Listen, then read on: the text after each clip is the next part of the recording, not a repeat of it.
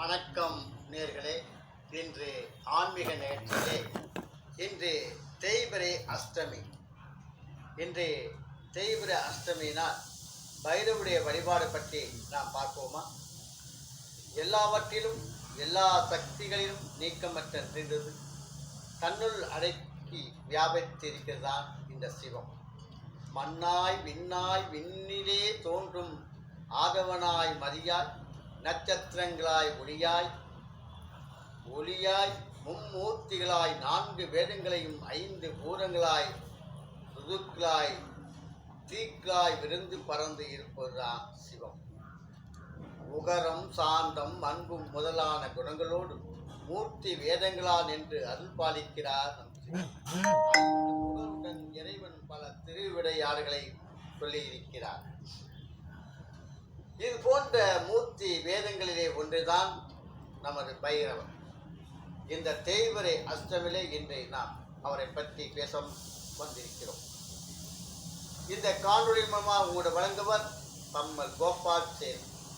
சிவம்சமான பைரவ மூர்த்தி உலகெங்கும் நீக்கமற்ற நிறைந்திருக்கிறார். எல்லாவற்றிலும் தானே எல்லாமே உள்ளார். ஆலயங்கள் தோறும் பைரவருக்கு சன்னதி இருக்கிறது. அங்கு அதிகாலை பூஜை தவங்கும் முன்னரும் இரவும் அர்த்தஜாமத்தில் பூஜை முடிவிலும் பைரவருக்கு விசேஷ பூஜைகளும் ஸ்ரீ பார்த்த நித்திய பூஜை விதி என்றும் இந்த நூல் விளக்குகிறது. பயங்கர வடிவம், பெரிய தோற்றம், இவரது கடைக்கண் பார்வை, கர்வம் அழிந்து போயிடும். அகங்காரம், முகங்காரம், மமதை, தீமை, சூடு இருந்த இடம் இவைகளெல்லாம் பதற்றத்தோடு இருக்கின்றன. நாம் இவரை உபாசிக்கும் பொழுது எல்லா தீமைகளையும் கஷ்டங்களும் ஆகியவற்றிலிருந்து நாம் விடுபடுகிறோம். இன்றைய நாள் நாம் கால பைரவரை நாம் அவரை நினைப்போம். இந்த காலாக்கினி ருத்ரனால் மகா பிரளயத்திலே பசுமமாக்கப்பட்ட உலகத்தை மீண்டும் உண்டு பண்ணுகிற காரணத்தில்தான் பார்வதி தேவி ஆனந்த பைரவியாக தாண்டவம் ஆடுகிறார். பரமேஸ்வரன் ஆனந்த பைரவாக தாண்டவம் பொழுது இதிலே சிருங்காரம், வீரம், காசியம், அற்புதம், பீபஸ்தரம், ரௌத்ரம், வைனசம், கருணை, சாந்தி என்ற 9 வகையான ரசங்களும் வெளிப்படுகிறது. லலிதா சகஸ்ரநாமத்திலே பைரவி என்றும் மகேஸ்வரி அழைக்கின்றது. மகேஸ்வரன் துக்கத்தையும் அதற்கு காரணமான பாவத்தையும் போக்குவதற்குத்தான் ருத்ரமூர்த்தியாக என்று அழைக்கப்பட்டார். ருத்து கம்து ககே துர்வா தத்ராவயதி யா பிரபு ருத்ர யுஷ்யதே தஸ்மாத் சிவா பரம காரணம். பைரவர் தந்திரத்திலேயே சிருஷ்டி ஆனந்த பைரவர் என்று பெயர் பெற்றவர்.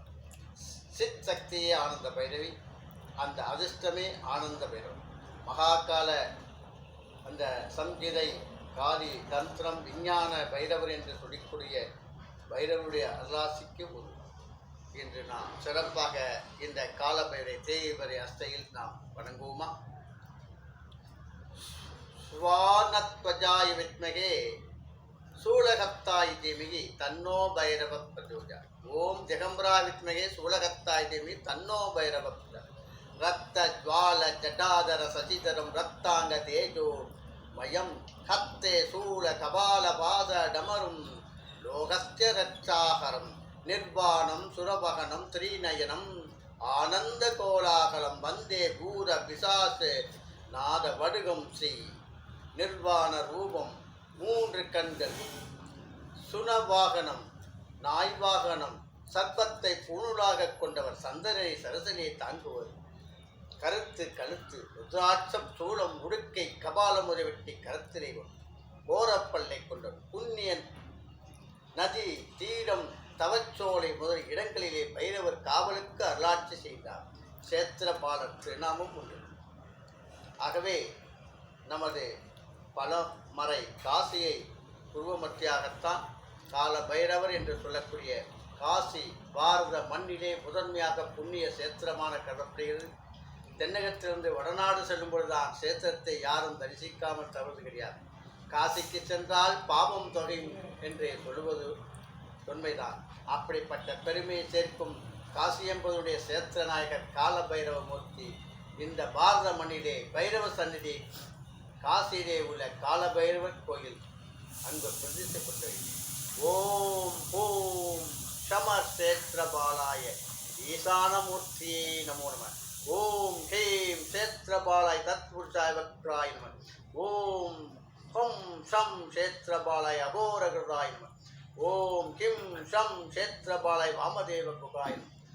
ஓம் ஹம் சேத்திரபாலாய சத்யயோஜாதாய பாதப்யாய நம. ஓம் ஹாம் சேத்திரபாலாய கிருதாய நம. ஓம் ஹீம் ஷம் சேத்திரபாலாய ஸ்ரீஸ்வாஹா. ஓம் ஹும் ஷம் சேத்திரபாலாய சிகாய.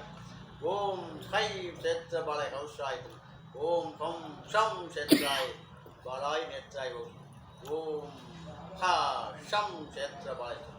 பைரவ உபாசகர்கள் ஞானத்தையும் தரக்கூடிய இதயத்திலே வீரம் தைரியத்தை விளைவிக்கக்கூடிய அறியாமை இருள் பரவி அச்சம் மரமே வேரோன்றி அல்ல உய்யும் வழி எங்கே மனமொன்றி பைரவர் உபாசனையை நாம் இன்று கொண்டாடுவோம். தேய்புரஸ்திலே சிறப்பான ஆராதனை அபிஷேகங்கள் கால பைரவரை நாம் வழிபடுவோமா?